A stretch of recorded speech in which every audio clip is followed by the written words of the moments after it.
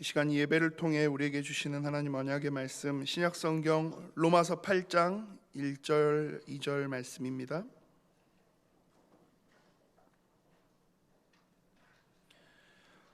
신약성경 로마서 8장 1절에서 2절 말씀 제가 봉독합니다. 그러므로 이제 그리스도 예수 안에 있는 자에게는 결코 정죄함이 없나니 이는 그리스도 예수 안에 있는 생명의 성령의 법이 죄와 사망의 법에서 너를 해방하였음이라. 아멘. 사도신경 강의 15번째입니다. 죄를 용서받는 것 제목으로 담임 목사님 말씀 주시겠습니다. 오늘 또 하나님이 주시는 새 은혜와 또 새롭게 하시는 축복들을 여러분들이 함께 이 자리에서 누리시고, 또 혹시 어려움 가운데 또 낙심 가운데 있는 분들 새롭게 시작하는 그런 응답이 있는 날이 되길 바랍니다. 특히 이번 한 주 여러분들이 계속해서 좀 기도해 주실 것은 우리 임직식이 있죠. 이번에 94분인데요. 한 분은 우리 원로 장로로 추대되어지고 93분은 임직을 받게 됩니다. 중요한 교회가 든든히 세워져 나가는 중요한 그냥 단순한 이벤트 행사가 아니고 교회가 든든히 세워져 나가는 또 하나님이 행하시는 중요한 사역에 우리가 함께 하는 겁니다. 여러분들 단 한순간도 흑암 세력들이 공격하지 못하도록 여러분들 기도해 주시고, 오직 교회가 든든히 세워져서 하나님의 영광 드러내는 그런 축복된 시간 될 수 있도록 여러분들 기도해 주시고요. 특히 지금 코로나 바이러스 때문에 다들 민감해 있는데 아무 문제 없이 잘 마무리되어지도록, 그리고 우리 교회 또 뿐만 아니라 지금 같이 함께 예배하고 있는 전국 전 세계에 있는 교회들이 코로나 때문에 예배가 힘 빠지지 아니하도록 여러분들 계속해서 기도해 주시면 감사하겠습니다. 우리의 삶 걸어가는 길을 광야길로 성경은 비유하죠.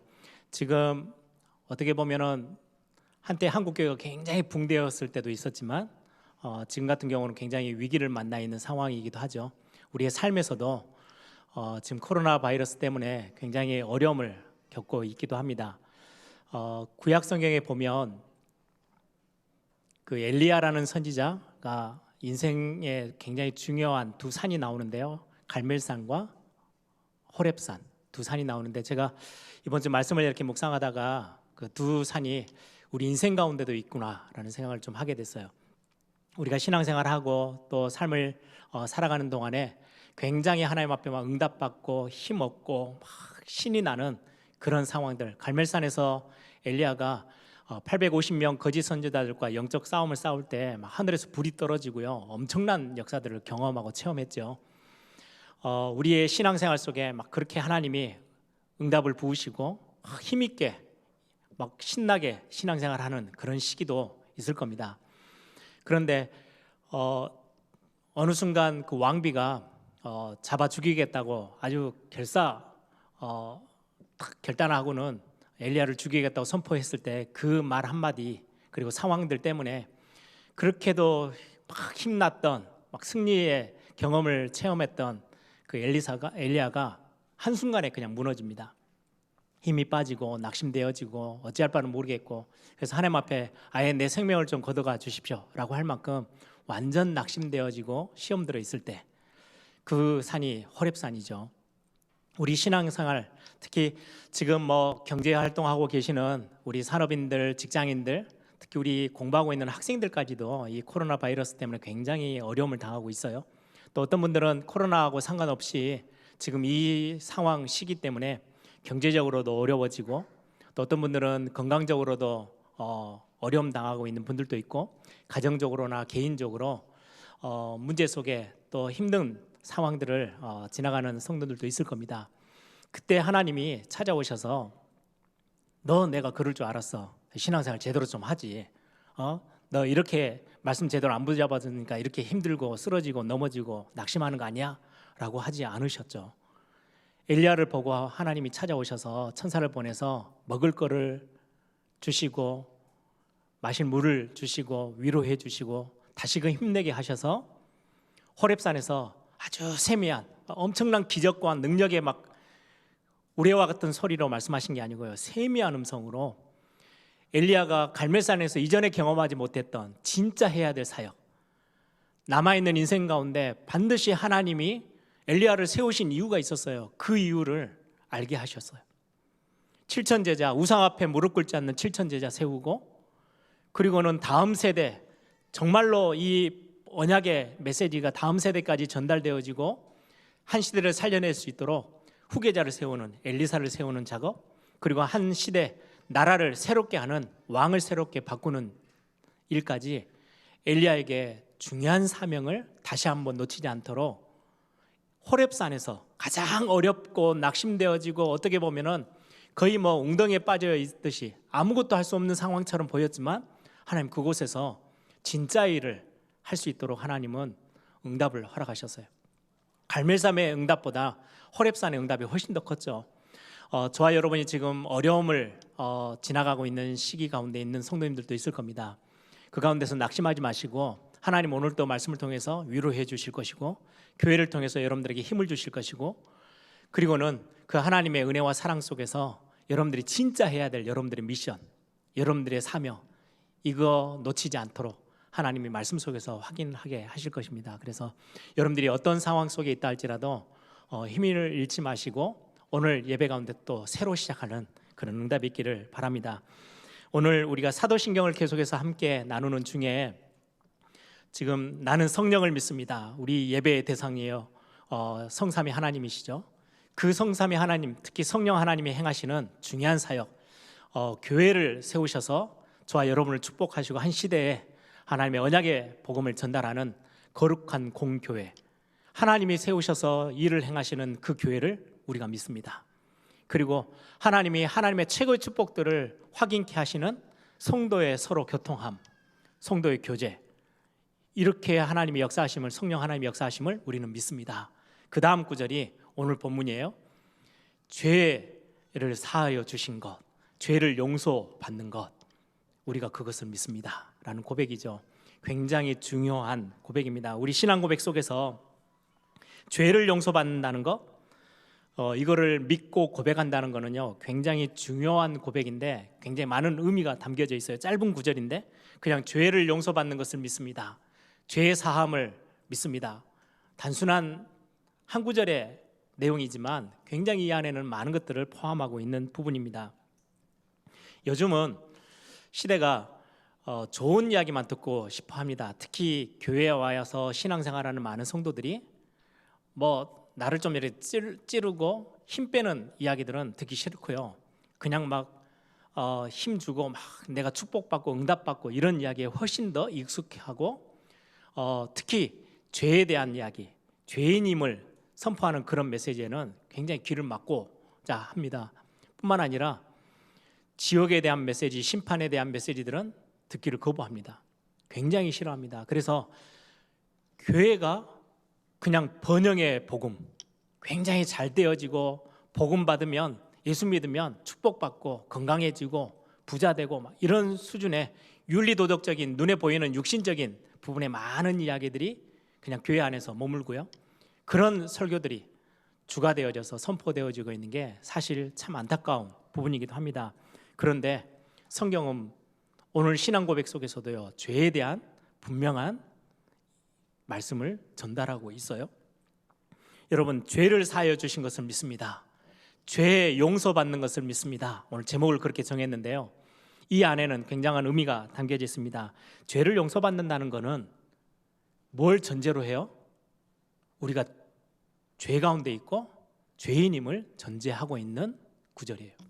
그 신앙 고백에는 그냥 단순히 죄 지었는데 죄 용서받는다 이 수준은 아니고요, 근본적인 내용에 죄가 지금 우리 가운데 있고 우리가 죄인임을 고백해야 죄를 용서받는 거, 이 신앙 고백이 함께 연결되어지는 거죠.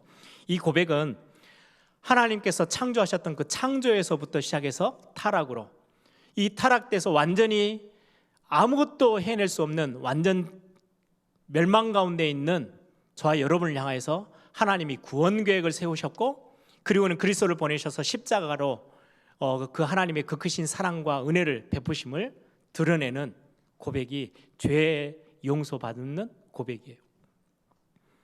굉장히 중요한 의미가 여기에 다 들어있는 거죠. 그래서 오늘 간단하게 몇 가지를 좀 살펴보려고 합니다.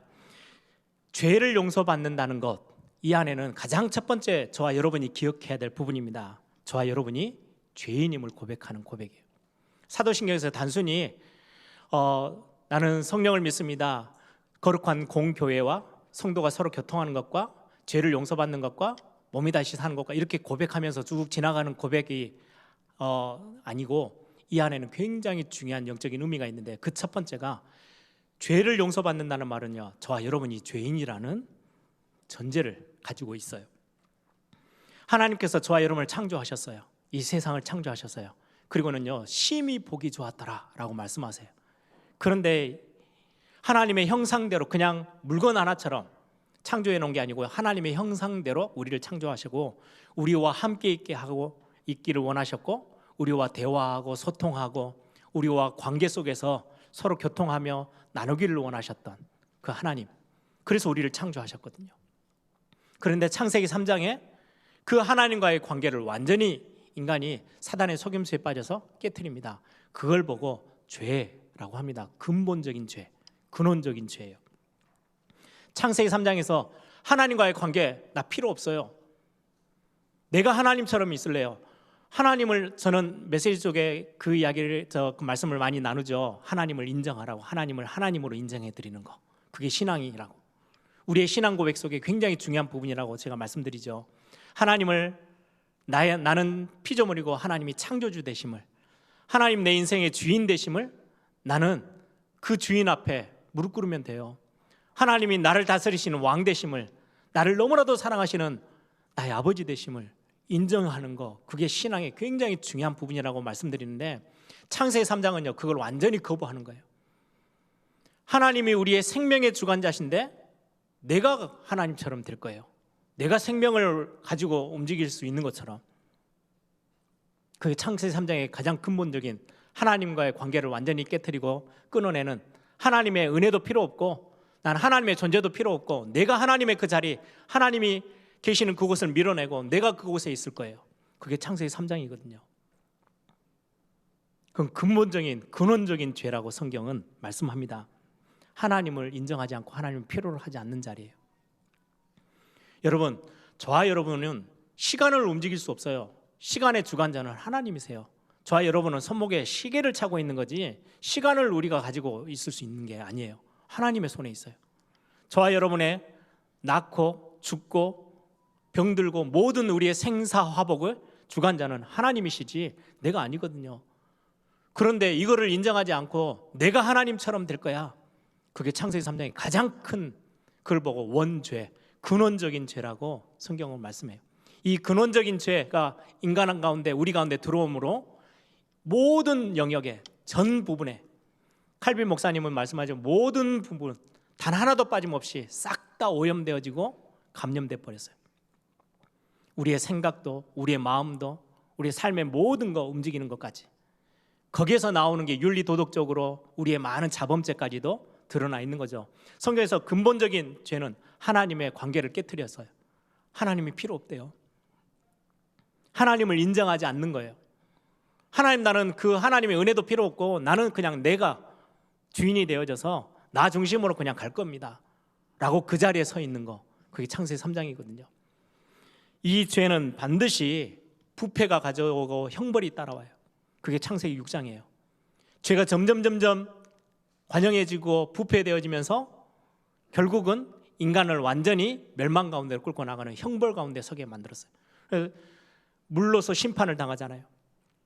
그럼에도 불구하고 이 죄가요 사그러지지 않고 계속해서 인간이 있는 동안에 인간 속에 계속 죄성이 더 점점 진행되어져서 결국 창세기 11장에는요 하나님보다 더 높아지겠대요.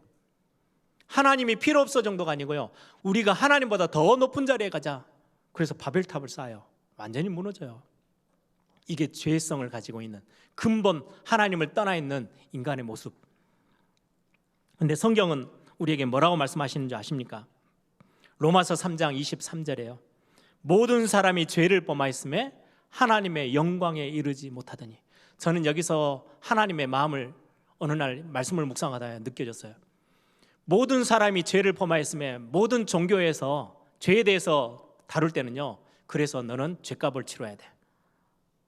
너는 죄에 대한 벌을 받아야 돼. 이렇게 설명하는데,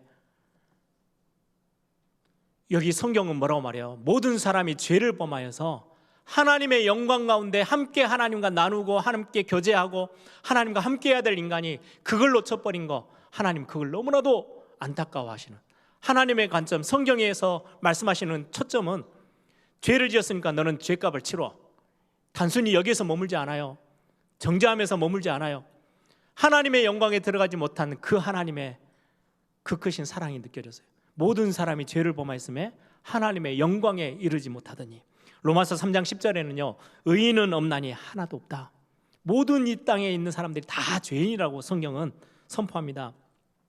열왕기상 8장 46절에 되면 범죄하지 아니한 사람이 없사오니, 범죄하지 않은 사람이 이 땅에는 아무도 없대요. 시편 143편 2절에는요, 주의 눈앞에는 의로운 인생이 하나도 없나이다.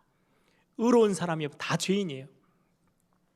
요한일서 1장 8절에는 만일 우리가 죄가 없다고 말하면 스스로 속이는 자야 라고 성경은 말씀해요. 시편 51편 5절에 다윗은 큰 범죄를 지어놓고 하나님 앞에 무릎 꿇어 회개하면서 뭐라고 고백하냐니까요, 내가 죄악 중에서 출생하였으며, 출생 자체를 죄악 가운데서, 그리고는 어머니가 죄 중에서 나를 잉태하였나이다. 우린 도저히 죄에서 빠져나올 수 없는, 죄의 형벌 가운데 어쩔 수 없이 그 죄의 형벌과 심판 앞에 서야 되는 죄인임을 성경은 말씀하고 있습니다. 우리가 오늘 이 신앙 고백은요, 굉장히 중요합니다. 죄를 용서받는 것이라고 했을 땐 첫 번째, 우리가 죄인임을 먼저 고백하고 죄의 심각성을 고백해야만 하나님의 은혜가 우리에게 필요함을 알게 되는 거예요. 내가 죄인임을 인정하는 거, 고백할 때 그리스도께서 그리스도의 십자가를 통해서 하나님이 베푸시는 구원의 역사, 하나님이 베푸시는 그 사랑과 은혜, 이 안으로 우리가 들어갈 수 있어요. 내가 죄인이 아니다? 나는 죄 없는데요? 그럼 하나님이 은혜가 필요 없는 거예요. 여전히 창세기 3장 그 자리에 있는 거예요. 하나님이 구원하심, 왜요? 내가 죄인이 아닌데 왜 하나님이 나에게 사랑을 베풀고 은혜를 베풀고, 그건 나 필요 없어요. 죄 용서받는 거? 아니 내가 죄인이 아닌데 무슨 용서를 받아요? 여전히 창세기 3장 내가 하나님처럼 될 거야, 그 자리에 머물고 있는 거예요. 하나님을 인정하지 않는 자리, 하나님을 필요로 하지 않는, 하나님의 은혜를 구하지 않는 자리, 그게 창세기 3장의 가장 근원적인 죄거든요. 내가 죄인임을 고백하고 그리스도의 십자가가 하나님이 나에게 베푸신 가장 큰 사랑이고 그 십자가가 나에겐 반드시 필요합니다 라고 고백하는 그 자체가 은혜이고 축복입니다. 여러분, 그래서 내가 죄인임을 고백하고 죄의 심각성을 아는 거는요, 진짜 성령께서 하시는 사역입니다. 성령을 믿사오며 교회를 세우시고 성도들의 함께 교통하는 거, 그리고는 죄 용서 받기를 위해서 내가 죄인임을 깨닫게 되어지는 거, 죄가 무엇인지를 알게 되어지는 거, 그건 성령 하나님이 우리에게 주시는 깨달음이에요. 하나님이 우리를 감동케 하셔서 우리가 죄를 발견하고요, 내가 죄인이구나. 내가 창세기 3장에 그 자리에 머물러 있는, 정말로 하나님의 은혜도 필요 없다라고 정말 교만하게 그 자리에 버티고 있었던 죄인 중에 죄인이었구나 아는 거예요. 그러면서 이걸 인정하고요, 하나님의 은혜가 필요합니다. 내게 하나님의 사랑으로 내게 베푸신 그리스도의 십자가의 그 비밀, 보혈의 능력이 오늘 이 시간 나에게는 절대적으로 필요합니다. 이거 없어서는 절대로 안 되어집니다. 나는 그러면 죄에서 벗어날 수가 없습니다 라고 고백하는 하나님을 인정하는 것, 거기서부터 죄의 용서가 시작되어져요. 여러분, 시편 130편 3절 4절에 보니까요, 여호와여 주께서 죄악을 지켜보실진데 주여 누가 서리까. 하나님의 눈에서 죄인이 아닌 사람이 아무도 없어요. 하나님이 보실 때 모든 사람들이 죄 가운데 있는데, 그러나 사유하심이 주께 있음은 주를 경외하게 하심이니이다. 죄를 용서하시는 그 은총이, 은혜가 누구에게 있어요? 하나님께 있대요. 우리가 죄의 용서는요, 죄 해결이 어디서부터 오느냐? 하나님을 인정하는 것부터 와요. 창세기 3장에서 벗어나서 시선을 돌리는 거예요. 우리가 그 자리를 돌아서서 나오는 거예요. 아니요, 이 자리는 하나님이 계셔야 될 자리예요. 나의 인생의 주인으로, 나를 창조하신 창조주로, 하나님, 나는 하나님의 은혜가 없으면 단 한순간도 살 수가 없어요. 그게 광야길이잖아요. 만나를 매일같이 주셨어요. 왜요? 매일같이 하나님의 은혜가 필요해요. 안 그러면 굶어 죽어야 돼요. 우리 인생은 그래요. 하나님의 은혜가 매일처럼 쏟아지지 않으면 우리는 이 죄의 성에서 벗어날 수도 없고 죄의 형벌에서 빠져나올 수도 없어요. 이걸 인정하고 하나님이 나의 구세주 되시고 나에게 구원을 베푸실 참 하나님이심을 고백하는 거, 거기에서 우리의 죄가 용서되고 우리는 구원을 받게 되는 거예요. 그래서 하나님이 말씀하세요. 너는 죄인이야. 그래서 아무 그 형벌에서 너가 빠져나올 수가 없어. 심판 앞에 서야 돼. 그런데 내가 너를 사랑해. 하나님의 세상을 이처럼 사랑하사 그래서 내가 하나밖에 없는 아들 독생자 예수 그리스도를 너에게 보내서 십자가로 너의 모든 죄를 대신해서 짊어지고 속죄함을 줄 거야. 그리스도를 속죄 제물로 삼으셨어요. 그 말씀을 믿고 의지하는 순간 우리는 의롭다 칭함을 받고 우리는 하나님의 자녀가 되어지는 구원에 들어오는 거예요. 우리가 할 수 있는 게 아무것도 없어요. 창세기 3장에서는 하나님을 인정하지 않았던 자리, 하나님의 말씀도 필요 없고 하나님의 은혜도 필요 없었던 자리, 그걸 보고 죄인, 그걸 보고 죄라 그래요. 그런데 아니요, 내가 하나님 내 자리가 아니고 하나님이 내 인생의 주인이 되시기를 원합니다. 하나님의 그 말씀 아니면, 구원의 메시지 아니면, 구원의 그 사죄의 복음의 메시지가 아니면 나는 살 수가 없어요. 나는 하나님, 이 시간에 하나님을 인정하고 하나님의 말씀을 붙잡고 나에게는 그리스도가 필요함을, 하나님이 내게 베푸신 사죄의 은총, 그 구원의 길, 용서의 길을, 하나님 나는 그걸 놓치서는 안 돼요. 내가 붙잡을게요. 하나님이 우리에게 베푸시는 그 구원의 언약의 복음을 딱 붙잡을 때요, 우리가 비로소 의인이나 칭함을 받아요. 아브라함이 믿을 때 뭐를 믿어요? 하나님의 언약을 믿을 때. 수많은 사람들은 하나님을 인정하지 않는데 아브라함이 하나님을 인정하고 그 말씀을 붙잡을 때 그를 의로 여기셨대요. 예수 그리스도 보내심을 우리가 믿고 그 보내신 하나님을 믿는 순간 영접하는 자, 곧 그 이름을 믿는 자들에게 하나님의 자녀가 되는 권세를 주셨대요. 그건 믿는 거예요. 하나님을 인정하는 그 자리로 우리가 다시금 돌아가면 죄 용서받고 구원받을 수 있어요. 하나님께서 나 같은 죄인 구원하시기 위해서 그리스도를 보내신 하나님의 그 크신 사랑과 은혜, 하나님의 인애하심. 여러분, 그리스도께서 오셔서 나의 죄를 대신 지시고 십자가로 모든 문제를 다 끝내셨습니다. 이 하나님이 행하신 그 어마어마한 사랑의 사역, 이거를 믿는 순간 우리의 죄가 사해지는 거예요. 돌아섰어요. 이제는 하나님이 필요 없다라고 말했던 죄인이 아닌 하나님의 은혜만이 나를 살릴 수 있다라고 고백하고 하나님을 인정하는 그 자리, 그 고백했는데 하나님 우리를 의롭다고 칭하시는 거예요. 여러분, 죄의 심각성은 대단합니다. 하나님의 은혜와 하나님의 사랑은 반드시 우리에게 필요합니다. 그런데 이거를 알지 못하고 인정하지 못하면 죄 용서받는 것 없어요. 죄가 사해지는 것, 이 은혜를 우리는 경험할 수가 없어요. 그래서 우리 모든, 저와 여러분의 최고의 영원한 소망과 희망은 뭐냐? 오직 보혈로 우리가 완전히 그리스도의 보혈로 깨끗하게 되어지는 그리스도의 십자가의 사역에 내게 임한 이 비밀만큼은 우리에게 영원한 소망이 되어지는 겁니다. 고린도후서 5장 21절에 보니까 하나님이 죄를 알지도 못하신 이를, 그리스도를, 예수 그리스도를 우리를 대신하여 죄로 삼으신 것은 우리로 하여금 그 안에서 하나님의 의가 되게 하려 하심이라. 그리스도가 대신해서 죄도 알지도 못하신 그분이 우리 모든 죄를 다 짊어지시고 십자가에 짊어지심은 그것 때문에 우리가 하나님의 의라고 칭함을 받고 그 자리에 서게 됐대요.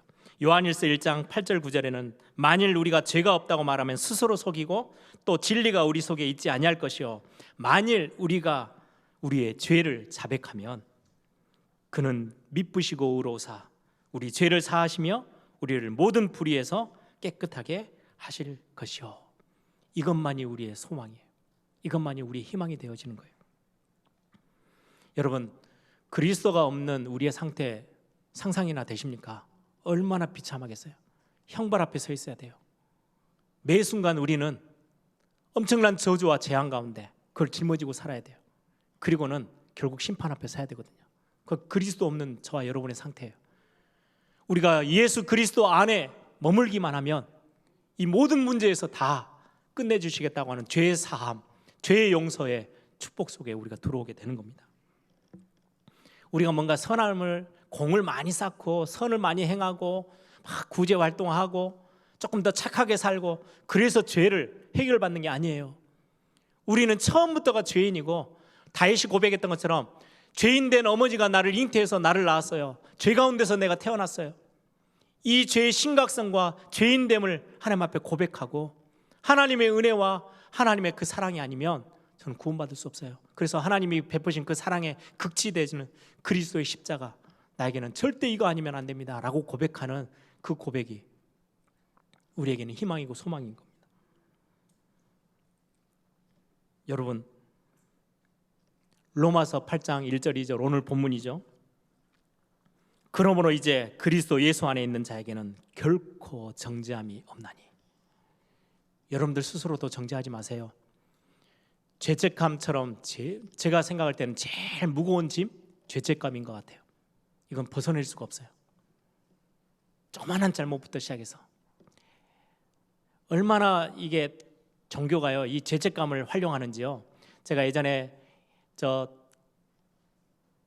영남에 있는 그 영천에 있는 만불사, 불상이 10,000개가 넘게 있다고 해서 이름이 만불사예요. 거기 갔더니요 저 언덕 중반 정도 이렇게 뒤쪽에 산 쪽으로 올라가니까요 조그만한 동자승, 저 우상을 이렇게 다 동상을 다 만들어 놨더라고요.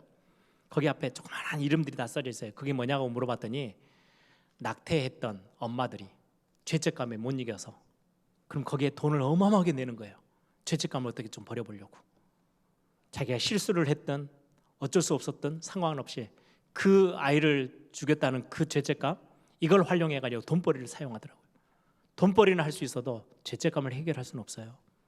죄의 그 짐이 얼마나 무거운지요. 그런데 성경은 뭐라고 말씀해요? 예수 그리스도 예수 안에 있는 자에게 이제는 내가 하나님의 은혜가 필요합니다. 나는 그리스도 예수 안에 있어야만 나는 살 수 있어요 라고 고백하는 저와 여러분, 그 고백 속에 있는 자들에게는 결코 정죄함이 없나니. 내가 이 정도는 이제 좀 선을 행했으니까 없어지겠지가 아니고, 우리는 죄인이기 때문에 하나님의 구원을 베푸시는 그 하나님의 사랑과 은혜 아니면, 그 그리스도의 십자가의 비밀 아니면 나는 절대로 해결할 수 없으니 하나님, 나에게는 절대적으로 필요한 그리스도, 이것 붙잡고 나는 살아야 됩니다. 그리스도 예수 안에 있는 자 결코 정죄함이 없대요. 2절에 보니까요, 이는 그리스도 예수 안에 있는, 우리 남목사님이 항상 여기 이 번역을 조금 더 잘못됐다고 고치셨죠. 그리스도 예수 안에서 생명의 성령의 법이 죄와 사망의 법에서 너를 해방하였음이니라. 완전히 끝내셨어요. 이 비밀을 저와 여러분이 누리는 거, 그게 신앙 고백 속에 들어있는 거예요. 죄를 용서받는 것.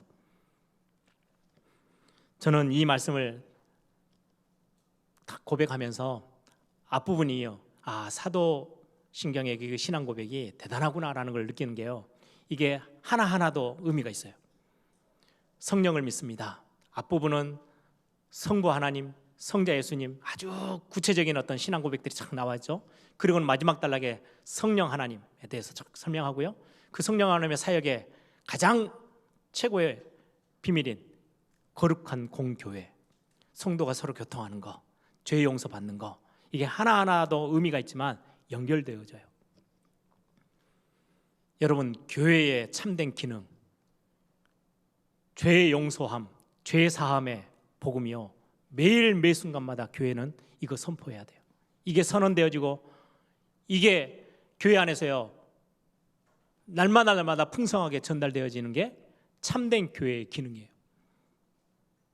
많은 교회들이 그렇지 못하죠. 교회가 은혜가 참 있는 교회다, 여기는 은혜가 좀 없네, 이 기준이 어디라고 생각하세요? 은혜가 있는 교회는요, 성도들 사이에 이 교회 안에요 정죄함이 없어요. 그게 은혜 있는 교회예요. 왜요? 죄 사함의 능력이, 그리스도의 그 어마어마한 비밀이 풍성하니까 서로 죄를 정하고 너는 틀렸어, 이게 잘못해서, 그럼 결국은 은혜가 점점 사그러져요. 얼마나 삭막한지요. 그래서 율법, 하나님의 그 은혜의 사랑의 복음이 넘치지 않으면 그냥 율법이 틀린 건 아니지만은 그걸로 자꾸 정죄함으로 머물면 교회는 은혜가 없어져요. 그 교회는요, 모든 성도들이 다 힘들어해요. 제가 꿈꾸는 교회가 뭔지 아십니까? 정죄함이 없이, 결코 정죄함이 없다. 여러분들 스스로에게도 본인에게도 정죄치 아니하고 하나님의 은혜 속에 머무는, 다른 사람들을 품고 또 나를 품고 인정해주고 하나님의 은혜와 하나님의 사랑을 날마다 더 많이 강조되어지는 교회. 교회는요 다릅니다. 많은 종교, 여러분들이 뭐 산악회도 하고 요즘 뭐 이렇게 동아리처럼 뭘 만들어서 뭐 많은 하죠. 유익이 참 많습니다. 종교 생활도 유익이 참 많고요. 여러분들이 뭔가 이렇게 취미 생활이나 뭐 이런 것들 하기 위해서 모여 있는 그런 모임들 굉장히 유익이 많아요. 학교, 예, 유익이 굉장해요. 그런데 단 하나는 절대 할 수 없어요. 그게 뭐예요? 죄 용서받는 것. 이거는 할 수 없어요. 이걸 전달해 줄 수가 없어요. 수많은 종교요, 죄를 좀 적게 지어, 좀 착하게 살아봐, 죄를 안 지으려고 노력해봐, 이 정도 수준이면 굉장히 수준이 있는 종교예요. 근데 교회는 달라요. 거룩한 공교회. 거룩하다는 거는요, 구별되고 다르다는 의미가 있다 했죠. 달라요. 다른 불교보다 조금 더 나은 종교가 기독교야? 아니에요. 달라요. 다른 모임들보다 교회는 조금 더 착한 일도 더 많이 하고 선행도 좀 더 많이 베풀고 구제도 더 많이 하고 조금 더 나은 단체인 것 같아. 아니에요. 더 나아야 될 필요도 있어요. 그런데 교회는 거기에 머물지 않아요. 달라요. 뭐가 달라요? 하나님께서 베푸시는 구원의 축복, 죄의 용서에 대한, 사죄에 대한 선언, 그게 교회만이 있는 거예요. 그래서 성령께서 행하시는 굉장히 중요한 교회. 교회는 축복의 통로고 축복의 도구잖아요. 하나님 축복의 도구. 교회가 그래서 날마다 이 교회가요, 복음이, 용서함의 복음이 선포되어져야 돼요. 저는 예전에 제가 부산에 잠깐 있었을 때 그 교회에서 당회에서 결정된 것을 알려주는데요, 참 마음이 아팠어요. 결혼을 2번 하시는 분들, 재혼해서 결혼식을 해야 될 분들이 이제 교회에다가 신청서를 낼 거 아니에요. 결혼식을 하고 싶습니다. 교회에서 본당은 허락하지 못합니다. 그게 교회 결정이었어요. 저는 제가 얼마나 마음이 아프던지요. 실수였든 연약함이었든 뭐 상관없어요. 뭐 가정이 깨어졌으니까 얼마나 아픈 가운데 있겠습니까? 그러면 교회가 하나님의 은혜 속에서 더 많이 힘을 주고 위로해주고 용납해주고 그리고는 더 지금 시작할 수 있도록 발판이 되어지면 얼마나 좋겠어요. 그런데 그 조그마한 흠집 하나를, 어떻게 보면 아무것도 아닌 거, 그거를 용납하지 못해서요, 다른 조그마한 별관에서 하지 본당에서는 2번째 결혼하는 사람들을 예식을 거행해 줄 수 없어. 제가 얼마나 놀래기도 하고요. 앞으로 나는 교회를 섬긴다면, 내가 앞으로 하나님이 교회 목회자로 서게끔 해서 교회 사역을 한다면 나는 그러지 않아야지. 교회가 은혜의 복음이 선포되어지고, 그걸 죄 지어도 괜찮아 이 말이 아니에요. 다른 어떤 이상한 단체들이 막 그렇게 죄에 대해서 그렇게 이야기하는데, 아니요, 죄는 어마어마하게 심각해요. 그러나 예수님이 간음죄 짓다가 걸려서 끌려온 여인 앞에 보자마자 뭐라고 말씀해요? 너 다음부터 그 짓 하지 마 그러셨어요? 아니요. 죄 없는 자들이 돌로 먼저 쳐. 다 갔어요. 그때 예수님이 하신 말, 나도 너를 정죄치 않을 거야. 전부 다 세워주고 용납해주고 힘 다 회복하게 만들어 놓고 다시는 똑같은 죄를 범지 마. 그게 예수님의 방법이거든요. 너무 죄책감에 시달리던 베드로, 예수님이 부활하신 사실을 알아요. 아는데도 도저히 그 짐에 눌려서 자기가 실수했던 것 때문에, 예수님을 저주하고 부인했던 것 때문에 저 멀리 도망가서 나는 다시금 고기나 잡으러 가야 되겠다 찾아가던 베드로를 찾아오셔서 3번은 묻습니다. 네 왜 그랬어? 이렇게 묻지 않으셨어요. 네가 나를 사랑하느냐? 3번 부인했는데 3번 또 물어요. 어떻게 보면 심리학적으로는 굉장히 치료의 효과가 있어요. 내 양을 먹여. 그래서 새로 시작할 수 있도록. 그게 하나님의 사랑이고 그리스도의 십자가의 비밀이에요. 교회가 그것 닮아가야 돼요. 그걸 선포하고요, 그 은혜가 더 많이 풍성해야 돼요. 여러분, 교회를 위해서 기도해 주셔야 돼요. 마지막 하나는요, 거룩한 공교회와 성도가 서로 교통하는 것. 이게요, 이 죄 용서받는 것이 성도들 사이에서요 굉장히 중요한 영적인 축복으로 나눠져야 돼요. 무슨 말이냐? 저는 용서, 용납, 특히 용납이라는 단어는 되게 좋아하는 단어입니다. 제 마음에 딱 담고 있는 단어예요. 용납은요, 용서하고는 조금 다른 의미죠. 실수하고 연약하지만 품고 끌어안아주고 보듬어주는 거예요. 이해해주고 공감해주고 그럴 수밖에 없었던 것들을 이해하고 돕고 힘이 되어주는 거, 용납하는 거. 성도들 사이에서 용서와 용납이 당연하게 있어지는 그 성도들이 모이면 교회는요 굉장히 거룩한 공교의 축복들을요 놓치지 않게 돼요. 제가 이 말씀을 준비하면서 참 미안하기도 하고 죄송하기도 하고, 그게 뭐냐니까요, 제가 벌써 에일교회 온 지가 14년째더라고요. 금방 지나가 버렸어요. 우리 셋째 조연이를 여기 와서 낳았거든요. 벌써 저렇게 해가지고 막 이렇게 폼 잡고 돌아다니는 거 보면 야, 시간 빨리 지나갔다 싶은데, 제가 보면서 하나님 앞에 너무 죄송하고 교회 앞에 죄송하면서 감사한 거는 14년 동안 강단에 서서 설교할 수 있도록 계속해서 기회를 주신 거, 쫓겨나지 않은 거, 아무 자격 없고, 실제예요, 제 중심이에요. 진짜로 아무것도 한 것 없이 자격도 없는 제가 교회에서 허락하셔서 계속해서 말씀 전할 수 있는 이 일을 해주신 거, 교회가 용납해 준 거예요. 자격도 없고 수준도 안 되는 저를 품어주신 거예요.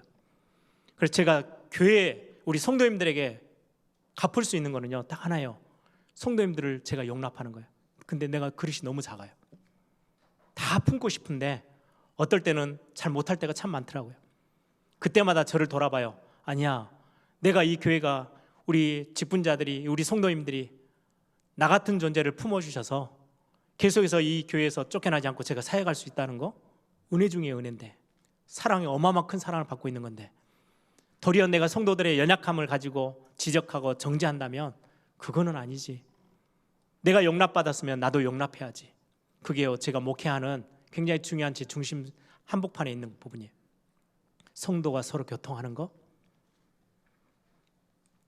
여러분, 이 신앙 고백할 때마다요, 아, 우리 교회가 어떠해야 되는지, 은혜가 넘치는 교회가 돼야 되는지, 우리가 그러면 여러분들의 말 속에 은혜가 풍성한 성도와 직분자의 우리의 삶의 고백들이 있는지 확인해야 될 필요가 있어요.